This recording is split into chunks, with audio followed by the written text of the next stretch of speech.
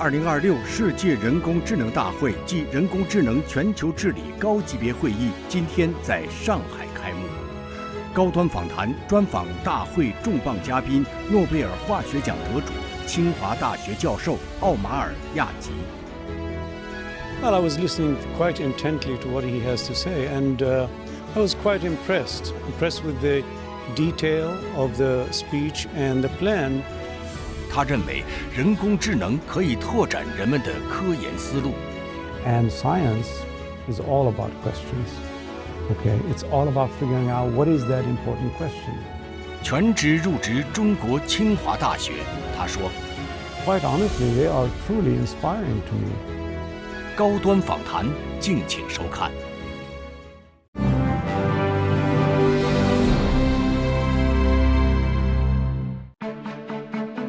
7月17日至20日，2026世界人工智能大会暨人工智能全球治理高级别会议在上海举行。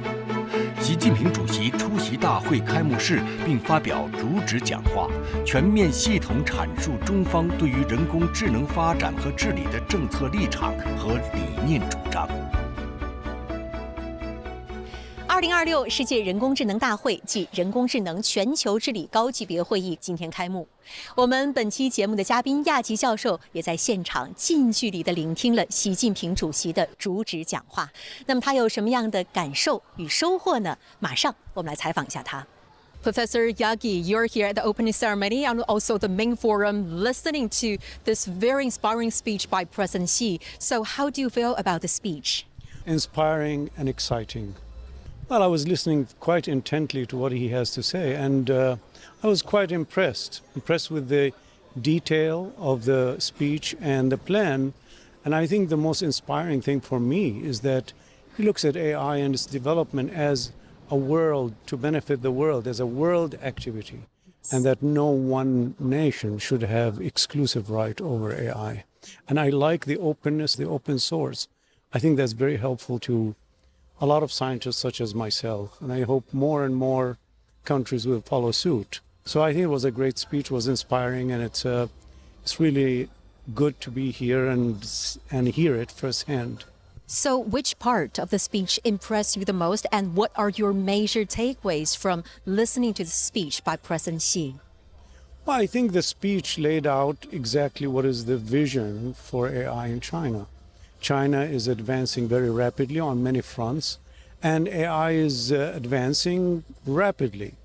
And I think it needs us to be conscious of how it's going to evolve and how it's going to impact society, science at large, also globally, both for the good and also to be conscious of the fact that it may be used for negative things as well. So I think the speech laid out very nicely how these two things can be balanced without stifling creativity and science. And what will be your key message that you want to share here at this forum? Well, my key message is that AI is developing very quickly. So we need, in different disciplines, to embrace it so that the more we embrace it, the more we engage with it, the better the models are going to get, and the more service to our discipline and to humanity we will do. So I'm getting a lot of that here in this conference. Professor, yesterday there was a signing ceremony of agreement on establishment of World AI Cooperation Organization. How do you understand its importance? I really love that. I love the fact that 29 countries have similar thinking on bringing together their views on AI and how to deal with AI and how to deal with this rapid evolution of AI, so that instead of few scientists in few countries solving the world's problems, more scientists in more countries would be solving the world problems. That's really what this agreement is about with 29 countries. 就在此次大会之前，我们在亚吉教授入职的清华大学对他进行了专访。那么他如何看待中国在人工智能等前沿科技领域所展现的独特优势？又是什么原因让他全职入职中国高校，开启新的科研征程呢？我们继续在对话中寻找答案。Well, Professor, how would you assess China's position in this global landscape of AI development, and what unique strengths or competitive advantage do you think China has for advancing AI? Well, I mean, China is quite an impressive country. The number of graduates studying STEM is much, much larger than in any other country. So China is rapidly developing almost all aspects of science and technology, and they are in many aspects leading the world in AI. And that doesn't come by accident. That is the result of a dedicated commitment to funding research at the level that allows scientists to explore and to develop new ideas. Not only commitment, but sustained commitment over the years. And this leads to better resources, and it leads to the ability of young scholars to not just plug into science because there are so many opportunities because of the support, but also exercise their new ideas and develop their ideas. And among many areas that China is doing very well is AI. Well, talking about young scientists, we know China's 15th five-year plan has highlights the development of innovation, science and technology, and also the cultivation of top-tier scientists. And Chinese President Xi Jinping has also repeatedly emphasized that innovation is the primary driver of development. So in your opinion, what environment has those national focus on innovation, on the cultivation of top-tier scientists create for young scientists in pursuing their career on this path? I think when there is a movement for development of knowledge, for acquisition of knowledge, it becomes it has social presence. Science becomes at the forefront of society, and plenty of evidence could be found everywhere of the support of society for science. That's a great motivator for young scholars to go into science.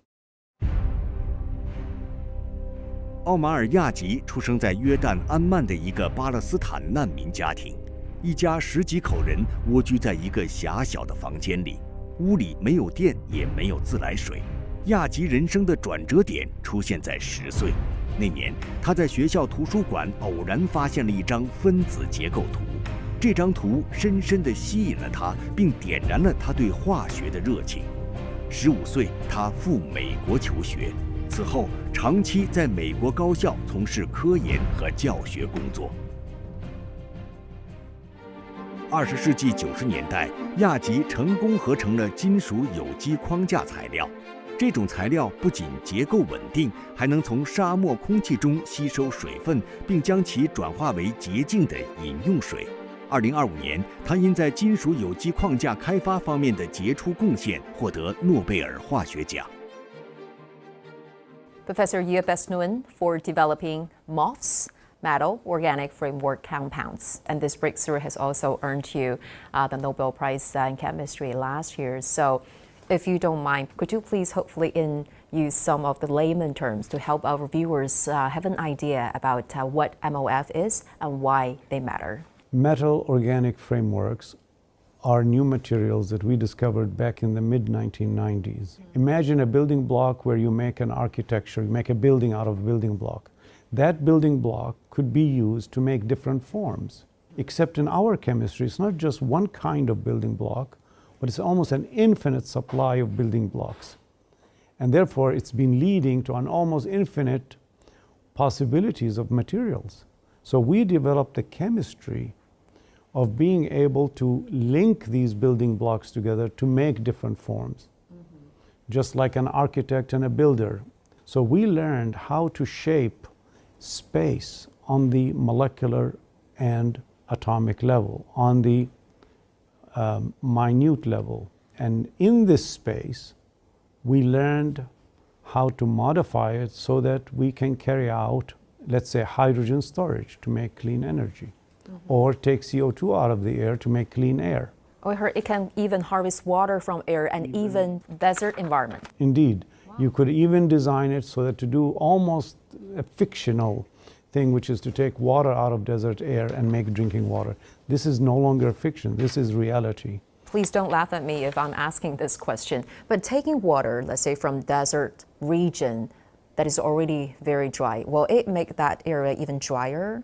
No, because the water you use does not get destroyed. In fact, it's constantly going back into the atmosphere to join the water natural cycle. So we have built devices that work in the desert with no energy input aside from ambient sunlight and produce ultra clean water, because the MOF itself acts like a filter to hold water and release it under mild conditions so that the process is energy efficient and the cost is reasonable. And once these are commercialized, you're giving each citizen in the world potentially water independence. So they can have their own water, they have control over their own water. They can put this water harvester anywhere they want. So therefore they can live anywhere they want. And Professor Yaki, you are widely regarded as one of the leading chemists and also material scientists around the world. Forgive me if I'm wrong, because when we think of chemistry, we usually picture a laboratory filled with bottles, glassware, and hands-on experiments. But now you are leading an initiative to use AI to discover entirely new materials. So give us an idea that how AI is going to reshape how people or high caliber scholar like you doing chemistry, let's say. Good question. Now, in this space of what I call abundance of new materials that are going to solve almost every problem facing our planet. I mentioned climate, environment, but there are many, many other problems. They all require new materials. So in this vast space of new materials, which one is going to solve which problem? And AI and computation are going to help us identify which is that material that is going to solve the problem, and also not just solve the problem, but solve the problem in an economic fashion and a commercializable fashion so that the molecule reaches society. And in the fullness of time, we want to use AI to not just go from the molecule to society, after they have run their lifetime, take them back to the original building units that we put in. And so now you're closing the cycle on this new technology so that you create an industry that is sustainable. So will AI redefine some of the other areas in basic scientific research, in your opinion? It certainly will. I mean, not only will AI facilitate and speed up the discovery, but also it will help us identify which materials are going to be better, cheaper, and in the fullness of time, greener. Okay? Now, once you've done that, by that time, AI will be presenting us with new questions that we wouldn't have thought about. And science is all about questions. Okay? It's all about figuring out what is that important question. It's about asking the right question. It's about asking the right question. And so AI will help us ask questions, the right questions, hopefully, that we otherwise would not have thought of asking. Right. We see something, we inquire about it, we try to see how it could be used to benefit, and in so doing, you've collected data and knowledge, and that knowledge helps you solve problems. And so AI is going to help us do that a lot faster, a lot better than we've ever done this before. Well, Professor, when we look back throughout history, civilizations usually name eras after those transformative materials. For instance, Stone Age, the Bronze Age, and many describe the age that we're living in called Silicon Age. So what might define the next era of human development? Do you think it could be the era of MOFs? Well, I think to understand the future, we have to look at our history, at the history of humanity. Materials are really the basis of civilization. You mentioned the Stone Age, the Brass Age. Of course, you can think of the Steel Age, the Cement Age, the Glass Age. You mentioned the Silicon Age. In all these ages, it was always about controlling the material that you're working with. And you notice that as we learned how to design these materials on a finer and finer level, so did our economies grow larger and larger, and more people benefited from these materials. So I think in the next age, I like to call it the MOF age, or the age where we control matter on the atomic and molecular level. That's the ultimate control. And I think we're living through that age right now. We have asked that same question to AI, and let me show you. Here is what it said. So it gives 4 possibilities: the quantum age, the biological age, the carbon age, the fusion age, most likely a mix of all 4. How do you think this answer generated by AI? Well, I mean, we are talking about materials, and we're saying materials are the basis of society, which means that a material is going to be operating in many different contexts, okay? Not just computing, not just AI, but also in almost every aspect of society. And for that, you need materials, you need physical materials, right, that are going to improve the quality of life. So, of course, I am biased, but I'm willing to bet that materials and the design of materials on a finer and finer level will always win. So, Professor, you've credited your invention to your early boyhood experience about helping your family secure water. So, how has this early experiences, let's say, of hardship, of water scarcity, helped you to set up your determination to find solutions, and also maybe in your scientific journey as well? Well, I think the natural instinct of a child when they are in hardship is to try to think about, how do I come out of this hardship? How do I deal with this hardship? And I was fortunate because I found something completely unexpected, which was the discovery of molecular drawings in the library when I was 10 years old. And I think I immediately fell in love with them because I viewed them as an escape from the hardship that I had experienced. Of course, it would have been poetic to think, I would love in the future to discover materials that would address the water scarcity problem in the world and in the desert, but that was not the case at all. I was most interested in the beauty of these molecules, and I've always been interested in the beauty of molecules. So I think as a scientist, we do have to ask difficult questions and try to answer them. So yes, the discovery of my interest in chemistry came quite by accident, and it was not intellectual, it was not planned. And I think that we should keep that in mind. Our love for things does not have to be justified, and it does not follow a blueprint. It could come from anywhere, and it could be done by anyone, anywhere, regardless of their background, regardless of their environment, and regardless of the hardship that they are facing.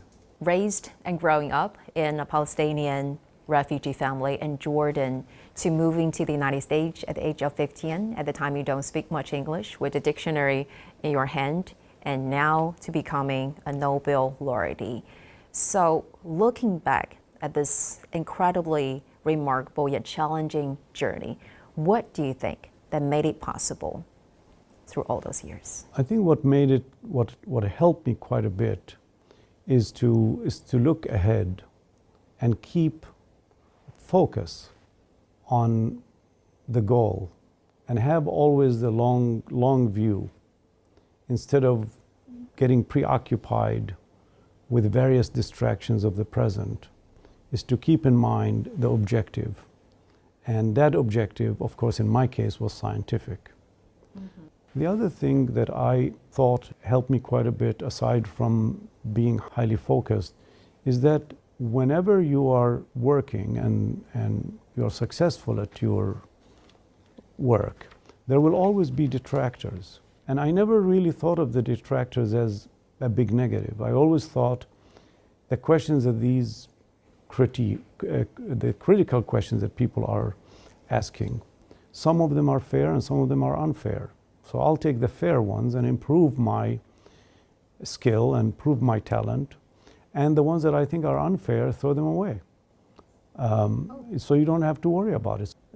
These negative things never occupied my head. They never rented space in my head.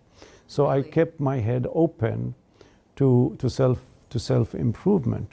But many years ago, when you started as a young scientist, what was your vision? What was your goal at that time? I think my goal was to make beautiful things, that we need to encourage young scholars not to follow a blueprint for success. Give me the parameters for success and I shall succeed. Okay, that's not what we want young scholars to do. We want them to learn how to navigate through chaos, through taking risk, and still get to their objectives. Okay, that's the fun part. You live a life. That's the beautiful part. That's the beautiful part, that's the fun part.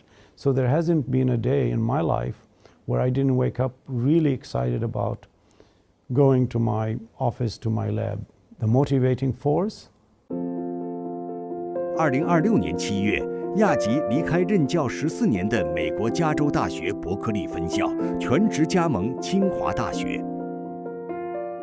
Professor, how are you enjoying life here in Tsinghua? Have you get used to your life moving to China I love already? it. You love it? I love it. Everything is easy to order things online. Oh, really? Groceries, easy to pay. Are you enjoying like food delivery or order things online? I don't know. I like food delivery. I like ordering groceries online. They arrive on time. Yes, to And your the door. to my door, and they've been picked very carefully and they look good. So I enjoy that a lot. Chinese supermarkets have a lot of different vegetables. I enjoy that a lot. Life here is really wonderful. I mean, people are nice. Things are easy to do. The thing that strikes me the most is that whenever you approach someone with a task, they're actually looking to help. Yes. Looking to actually carry out the task. Very helpful and supportive. They're really more help-minded, and also they want to get to the solution. And I love that. I love that about dealing with others. I think in my life I've met people who are constantly saying this is not going to work and that's not going to work, and you give them a task and all they can do is give 12 reasons why it shouldn't work, while others say, you know what, let me give it a try. Let me try this, let me try that, trying to figure out a way of getting it done. I think that this is so important to have, not just in our culture, but also in the workplace. You need people who are going to get the job done, and to get the job done, you need somebody that says, let me try, let me see what I can do. Professor, joining or starting over at a new institution, especially after winning a Nobel Prize, I believe is a major option or major decision for you personally, professionally. So what prompted you to make this big decision? It wasn't a single thing that prompted me. I was taught by my mentor in the US and by my own father to always break away from the norm. Do new things so that you can learn new ways of doing things. What better way to learn new things than to go to a completely new culture, learn how that culture thinks, how people solve problems, and in the meantime, exercise my love for chemistry. That over the years in the US, I've always had, as I said, 15 different nationalities. And I've dealt with Chinese students in my lab all the time, almost from day one. Right. And quite honestly, they are truly inspiring to me because they are able to face hardship in the experiment and still sustain their interest, still maintain their experiments, the intensity of their experiments, the intensity of thinking about it and learning. And in the end, this has always led to great discoveries. So it seems like I have a great combination here, where the molecules are calling me again to do more and do better and never stop. And I have perhaps the very talent that could get me there fast. Well, Professor, you have Chinese students and you work closely with the Chinese scholars as well. So is there some common qualities that really impressed you? I think that they are willing to try and try again and again until they succeed. And in the world of experimentation and science, an experiment that works the first time around is not a very good experiment. Okay, but the experiment that really means something, where you're learning, is when you are not getting what you want.